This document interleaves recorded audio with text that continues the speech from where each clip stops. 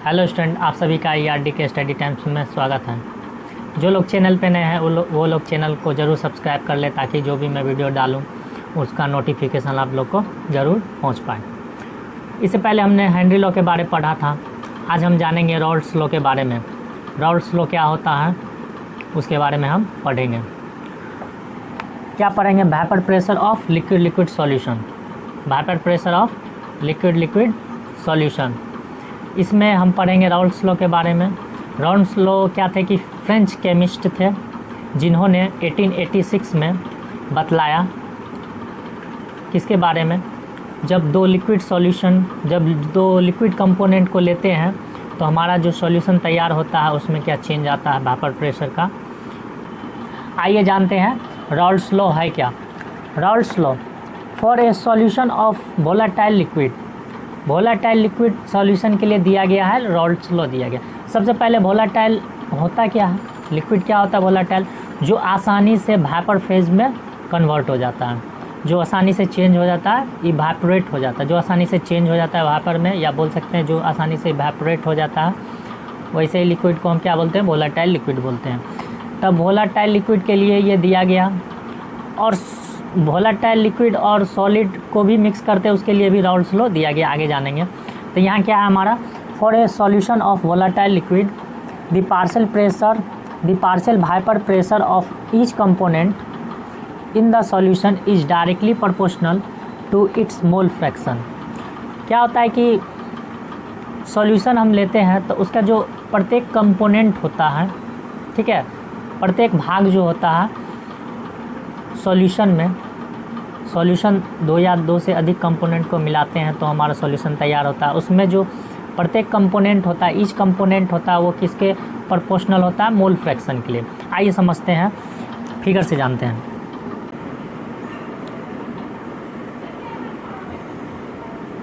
जैसे इसमें क्या है कि मान लेते हैं इसमें एक लिक्विड है, लिक्विड 1,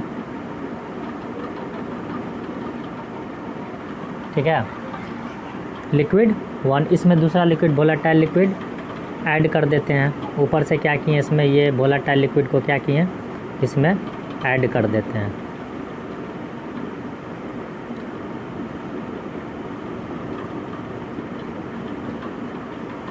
ये मान लेते हैं लिक्विड 2 है,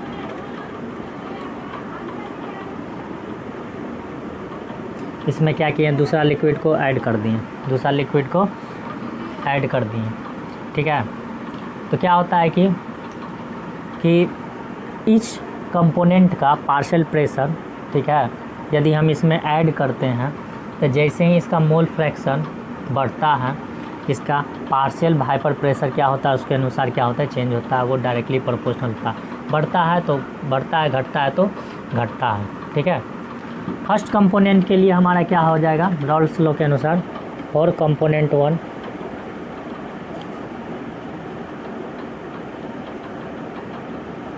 यहाँ से क्या होगा, according to Raoult's law partial vapour pressure जो होगा वो मोल फ्रैक्शन के प्रोपोर्शनल हो जाएगा फॉर कंपोनेंट 1 के लिए, ठीक है। यही हमारा क्या है Raoult's law. The partial vapour pressure of each component in the solution is directly proportional to its mole fraction. यहाँ से प्रोपोर्शनल हटेगा तो क्या आ जाएगा, x1 P10। P10 क्या है, वेपर प्रेशर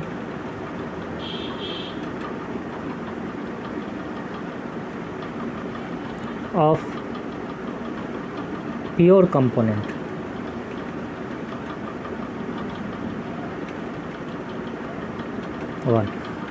प्योर कंपोनेंट 1। जब स्टार्टिंग में जब हमारा मान लेते हैं लिक्विड 1 था तो इसका जो वेपर प्रेशर होगा इस लिक्विड का जब प्योर फॉर्म में होगा तो यहाँ से प्रोपोर्शनल हटेगा तो आ जाएगा, ठीक है। तो यहाँ से हमारा क्या आ गया, पार्शियल वेपर प्रेशर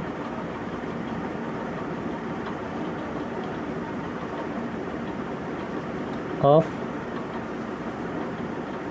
कंपोनेंट 1 1, ठीक है। फॉर एक कंपोनेंट के लिए हमारा क्या होगा कि मोल फ्रैक्शन के प्रोपोर्शनल होगा पार्शियल वाइपर प्रेशर, ठीक है। जैसे ही एक कंपोनेंट के लिए हमारा क्या होगा पार्शियल वाइपर प्रेशर होगा, दूसरा कंपोनेंट भी हम ऐड किए हैं, दूसरा लिक्विड भी वोलेटाइल लिक्विड ऐड किए हैं, उसके लिए भी क्या होगा कि उसका भी पार्शियल प्रेशर वैरी करेगा अकॉर्डिंग टू मोल फ्रैक्शन। तो आइए फॉर कंपोनेंट 2 के लिए इसी प्रकार से हो जाएगा। क्या हो जाएगा फॉर कंपोनेंट 2 के लिए, फॉर कंपोनेंट 2 के लिए क्या हो जाएगा, इसका जो पार्शियल वाइपर प्रेशर होगा इसका भी मोल फ्रैक्शन के लिए प्रोपोर्शनल हो जाएगा जब हम इसमें दूसरा लिक्विड को ऐड करेंगे सॉल्यूशन में। तो यहाँ से प्रोपोर्शनल हटेगा, क्या आ जाएगा X2 P2 नॉट, ठीक है। जैसे यहाँ होगा ठीक उसी तरह यहाँ होगा। इसको इक्वेशन 1 मान लेंगे, इसको इक्वेशन 2 मान लेते हैं। P2 नॉट क्या है हमारा वाइपर प्रेशर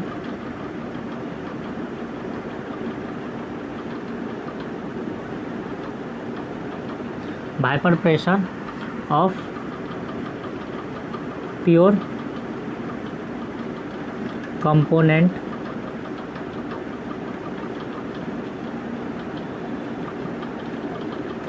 2। यह हमारा P20 क्या है vapour pressure of pure component 2। तो ये हमारा क्या, जब हम सॉल्यूशन लिए, फिर से समझते हैं, जब ये सॉल्यूशन लिए, सॉल्यूशन में एक लिक्विड में दूसरा लिक्विड वोलेटाइल लिक्विड को ऐड करते हैं, जब लिक्विड 1 को लिक्विड 2 के साथ मिलाते हैं तो क्या होता है कि vapour pressure of each component, partial vapour pressure of each component, partial vapour pressure of each component is directly proportional to its mole fraction, ठीक है। जैसे जैसे हमारा मोल फ्रैक्शन बढ़ता है वैसे वैसे हमारा इसका पार्शियल वाइपर प्रेशर क्या होता है कि बढ़ता है, घटता है, उसके अकॉर्डिंग वेरी करता है।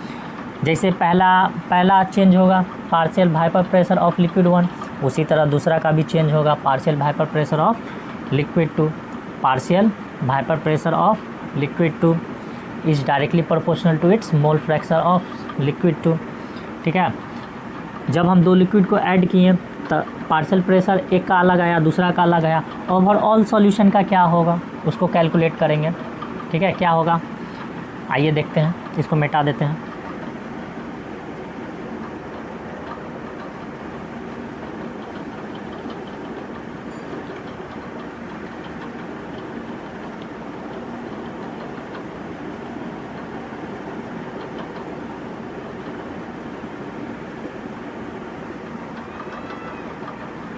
From equation 1 and 2,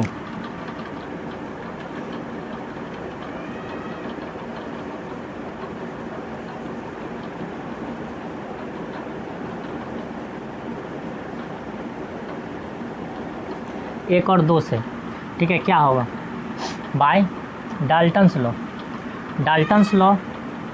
bye Dalton's law of partial pressure क्या होगा कि टोटल प्रेशर होल सॉल्यूशन का, टोटल प्रेशर जो होगा, total vapour pressure of whole solution, total vapour pressure of this solution is equal to the sum of partial vapour pressure of each component, sum of partial vapour pressure of each component होगा हमारा total vapour pressure of solution, किसके according, by Dalton's law of partial pressure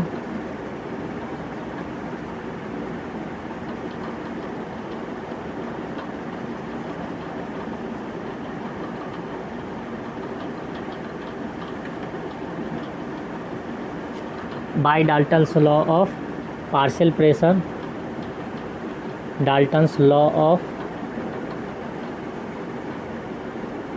partial pressure जो होगा P total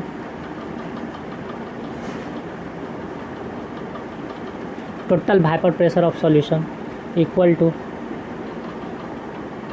partial vapour pressure of one component plus partial vapour pressure of second component होगा by Dalton's law of partial pressure. यहाँ पे P1 के जगह value put कर देंगे form 1 and 2 से। P1 के जगह क्या होगा x1 P10 plus x2 P20 हो जाएगा। हमारा क्या होगा P टोटल यहाँ से चला आया, total vapour pressure of solution, total vapour pressure of solution हमारा आ जाएगा। ये क्या हो गया हमारा टोटल भाइपर प्रेशर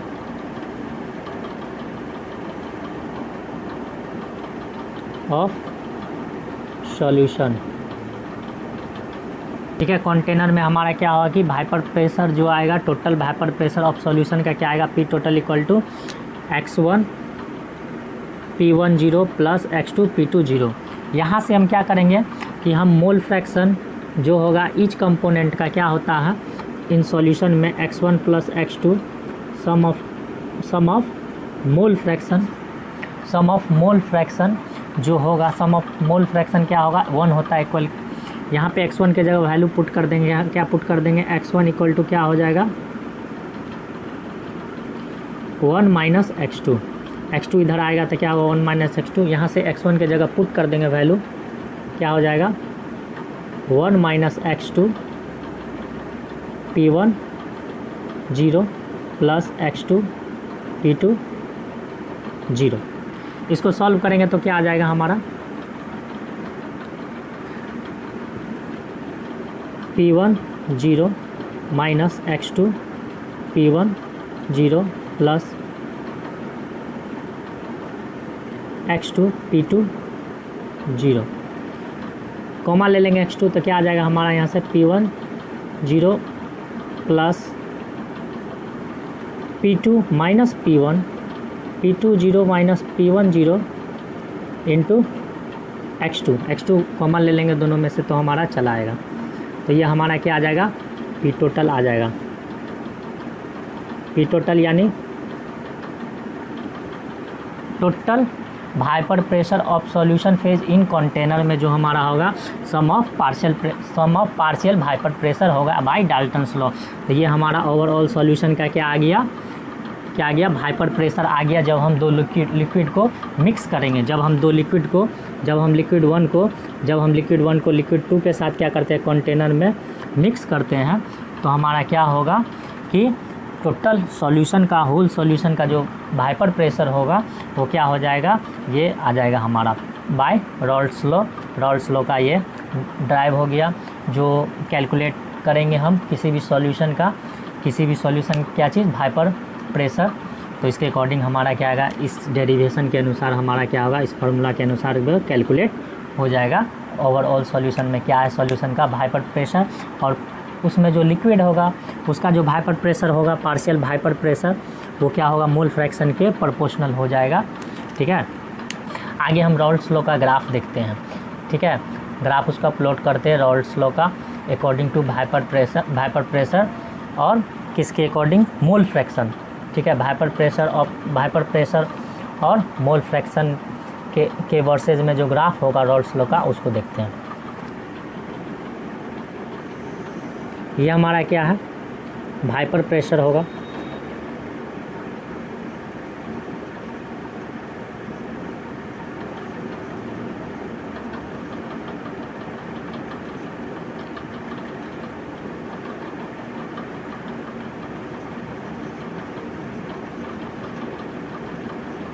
भाइपर प्रेशर हो गया हमारा ये,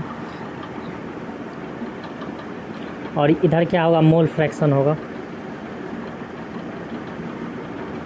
ये इधर क्या हो जाएगा मोल फ्रैक्शन हो जाएगा सॉल्यूशन का।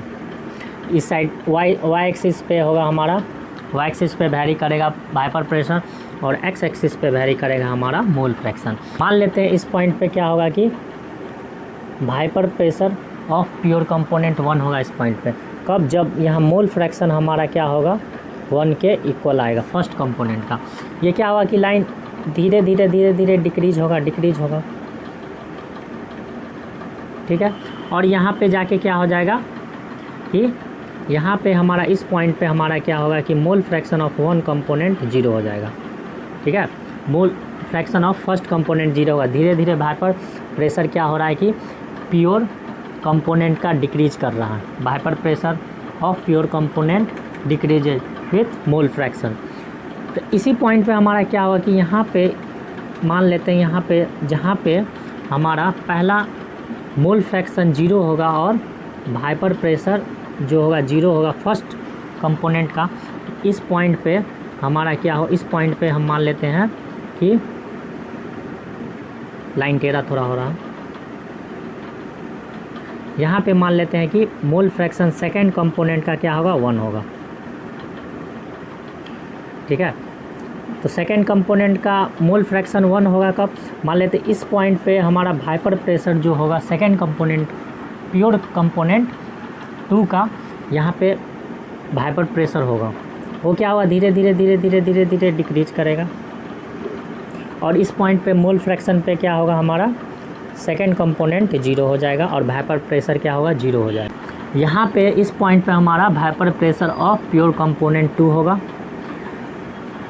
क्या हुआ देखते हैं कि vapour pressure of pure component decrease होता है धीरे धीरे मोल फ्रैक्शन के साथ, और vapour pressure of pure component 2 धीरे धीरे मोल फ्रैक्शन के अकॉर्डिंग क्या होता है, जैसे जैसे मोल फ्रैक्शन क्या होता है देखिए x2 कंपोनेंट का 1 यहाँ माने थे तो यहाँ प्योर था, और जैसे जैसे पीछे आएंगे तो क्या होगा डिक्रीज होगा।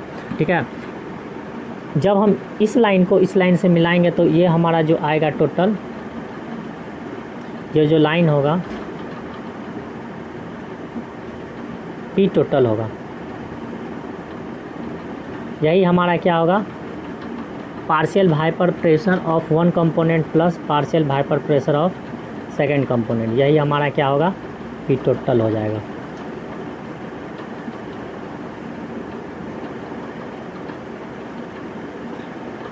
ठीक है, यही जो लाइन होगा जब प्योर कंपोनेंट 1 का वाइपर प्रेशर प्योर कंपोनेंट 2 का वाइपर प्रेशर का पॉइंट को हम क्या करेंगे मिलाएंगे तो हमारा क्या होगा P टोटल आएगा।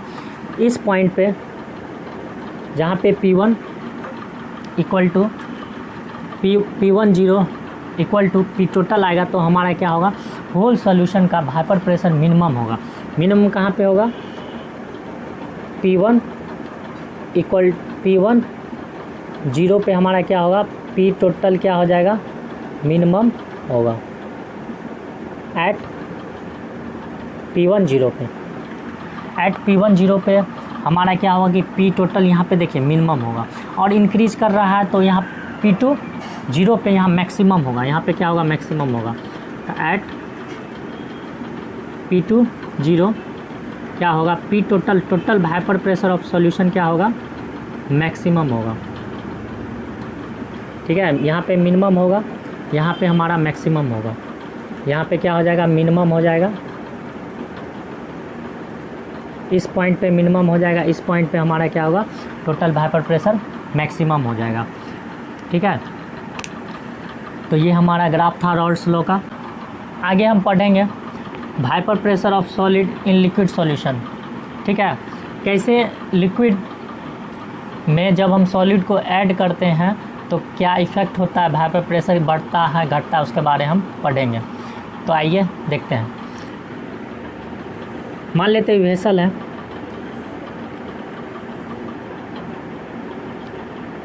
अभी स्टार्टिंग में पूरा लिक्विड है, लिक्विड लिए, लिक्विड कंपोनेंट को लिए हम,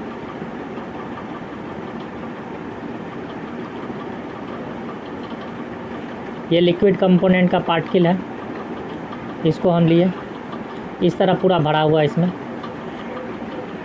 फर्स्ट केस में क्या होगा कि जब प्योर कंपोनेंट होगा लिक्विड तो जब लिक्विड वेपराइज होगा कब, जब इक्विलिब्रियम स्टेज में, जब सॉल्यूशन ये हमारा जब इसको जब हम हीट करेंगे तो हीट करने के बाद क्या होगा जब वेपर फेज में जब पहुंचेगा, कब पहुंचेगा जहाँ पे रेट लिक्विड का रेट जो पार्टिकल का रेट होगा लिक्विड पार्टिकल का और वेपर पार्टिकल का इक्वल होगा, वहाँ पे क्या होगा कि ये इक्विलिब्रियम स्टेज में पहुँच जाएगा और ये जो पार्टिकल होगा लिक्विड का पार्टिकल होगा ये क्या होगा कि रेंडम मोशन में चला आएगा। तो ये क्या होगा कि ऊपर आएगा, निकलेगा, इसमें से पार्टिकल क्या होगा ऊपर निकलेगा और मूव करने लगेगा। जब वेपोराइज हो जाएगा। जब ये लिक्विड पार्टिकल क्या होगा, वेपोराइज हो जाएगा। जब शुरू में ये स्टार्टिंग में ये प्योर फॉर्म में है, इसमें कोई हम प्योर फॉर्म में है, ये इसमें हम अभी सॉलिड को ऐड नहीं किए हैं। तो क्या हुआ है कि जब हम इसको हीट करते हैं, जब ये वेपोराइज होगा तो यहाँ से पार्टिकल निकलेगा और पार्टिकल सब मूव करेगा। ठीक है, ये पार्टिकल क्या एक दूसरे से अटैच्ड है, हिल्ड है। जब इसको हम हीट करते हैं, जब ये वेपोराइज होता है तो यहाँ से पार्टिकल निकलता है और मूव करने लगता है ओवरऑल वेसल में। तो ये जो पार्टिकल जो स्ट्राइक करेगा वाइपर फेज में जब ये पार्टिकल निकल के जब स्ट्राइक करेगा कंटेनर को, इसको क्या बोलेंगे, वाइपर प्रेशर ऑफ लिक्विड। जैसे ये निकलेगा, वेपोराइज होगा, इसका जो पार्टिकल एक्सर्ट करेगा वेसल को प्रेशर, उसको हम क्या बोलेंगे, वाइपर प्रेशर ऑफ लिक्विड। अब हम क्या करते हैं कि इसमें हम सॉलिड पार्टिकल को ऐड करते हैं, नॉन वोलेटाइल सॉलिड को क्या करते हैं कि ऐड करते हैं इसमें। ठीक है, ऐड किए तो इसका जो स्पेस है, एम्प्टी स्पेस जो होगा, जहाँ पे लिक्विड पार्टिकल का जो एम्प्टी स्पेस होगा वहाँ पे क्या होगा कि आके ये बॉन्ड बना लेगा, वहाँ पे आके ये क्या होगा कि बैठ जाएगा, ऑक्यूपाई हो जाएगा। तो क्या होगा, स्टार्टिंग में क्या होता था कि लिक्विड को जब हीट करते थे आसानी से पार्टिकल टूटता था और मूव करने लगता था वाइपर फेज में। इस केस में क्या होगा, जब हम सॉलिड पार्टिकल को ऐड कर देंगे लिक्विड में, तो इसका जो लिक्विड पार्टिकल का जो एम्प्टी स्पेस होगा जहाँ पे वो हिल्ड होगा, जैसे मान लेते हैं ये लिक्विड पार्टिकल है, तो इसका जो खाली स्थान पे क्या होगा, ये सॉलिड पार्टिकल यहाँ पे जो खाली है ये सॉलिड पार्टिकल, ये क्या हुआ, सॉलिड पार्टिकल अटैच्ड हो गया। ठीक है, तो यहाँ पे बॉन्ड ब्रेक नहीं हो पाएगा, ये दोनों लिक्विड सॉल्वेंट का। इसमें हम सॉलिड को ऐड करेंगे तो क्या होगा, वाइपर प्रेशर लो हो जाएगा then the vapour pressure of pure solvent. ठीक है, क्यों ऐसा होगा, क्योंकि जो सरफेस होगा लिक्विड पार्टिकल का, जो सरफेस होगा उसके बीच में जो एम्प्टी स्पेस में क्या होगा कि सॉलिड पार्टिकल एडजस्ट हो जाएगा। तो क्या होगा, इस कारण ये जो सॉल्वेंट पार्टिकल जो होगा यहाँ से नहीं निकल पाएगा, मतलब सरफेस एरिया रिड्यूस हो जाएगा।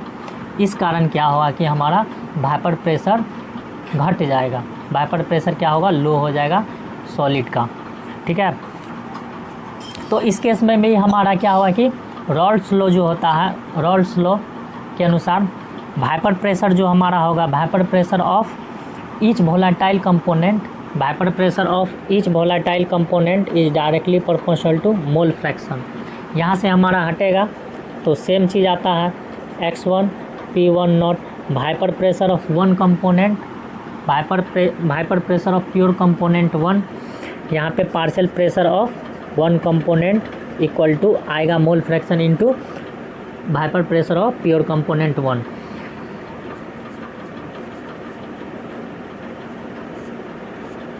आगे हम पढ़ेंगे आइडियल सॉल्यूशन के बारे में और नॉन आइडियल सॉल्यूशन के बारे में।